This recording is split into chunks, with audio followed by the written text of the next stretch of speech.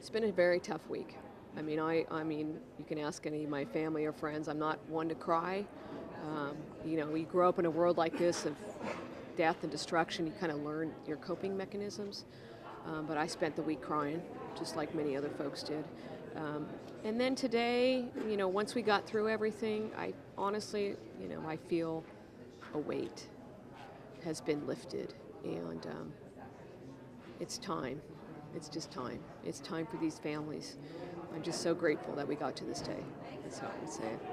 I know this day means so much for you individually, but again, for the families who have lived through this terror, could you talk to me about that conversation and how this relationship has really just grown into lifelong friendships and, the amount of power and strength in this room?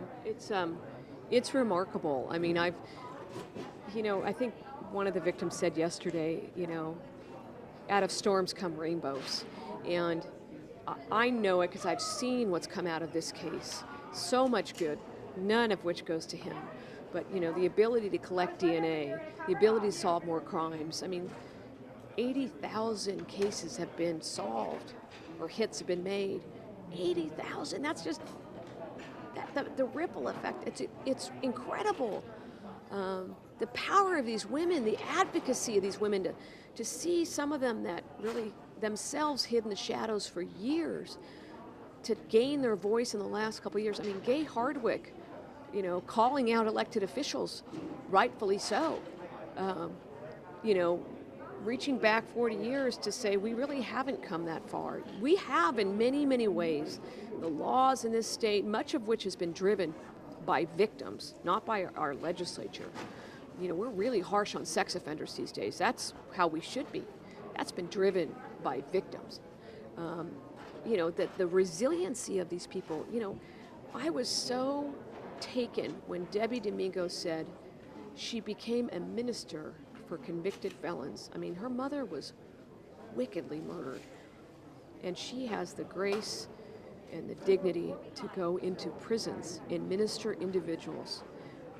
That speaks volumes. So I feel blessed, honestly, to know these people. I really do. Me too. I mean, their trust in us to tell their stories, and it's amazing. Tell it well. No pressure. Thank you. Thank you. I will.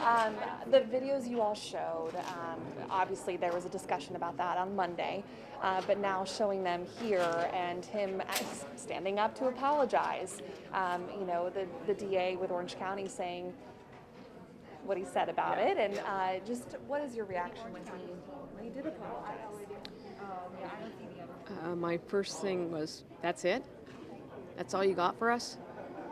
They've waited 45 years. I mean, the whole week, the most prevalent question asked by all of them was, why me? Why my family? And that's it. I don't know if he'll ever answer those questions. I don't think he has the capacity. I think he is the definition of a sociopath. I mean, the word was written for him. And so while he stood up and said that,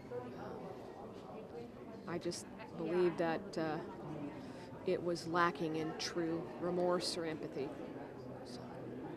I know a lot of key players are part of this investigation, so many investigators. Where is your thanks and praise to today, alongside all the thanks and praise for you? Oh, ultimately it's with the victims and their families, for their patience and their hope. But the team of folks that have worked on this for years, there's so many to that. I mean, Paul Holes, Erica Hutchcraft, Larry Poole, Ken Clark, Larry Crompton, Carol Daly. I mean, these classy people. And let's be honest, there's so much negativity about law enforcement in our world. And I think about today and the fact that these people dedicated their lives to finding justice for others. And they gave up their own personal lives. Many of them gave up, suffered financially because they were still working for nothing. And so it just speaks volume of the dedication that these folks have had. And, to my office, to the folks on my team, Amy Holliday, Tin Ho, incredible demonstration of team effort. So I'm just blessed and proud to work with them.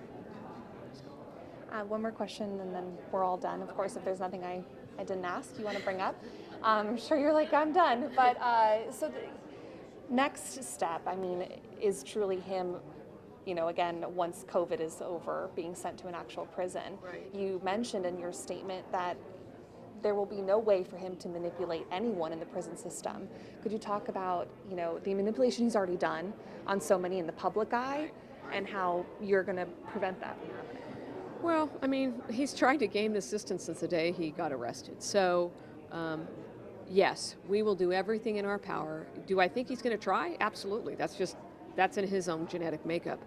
He's going to try to lie and deceive and, take advantage of whether it's housing or he's old and all those kinds of things. But he's not. He's very capable. So there's an army of people standing here that know who he really is. And we will make sure that the corrections department and anybody else that wants to give him any type of compassion or leniency, that they know the truth. So that's going to go on till the day he dies.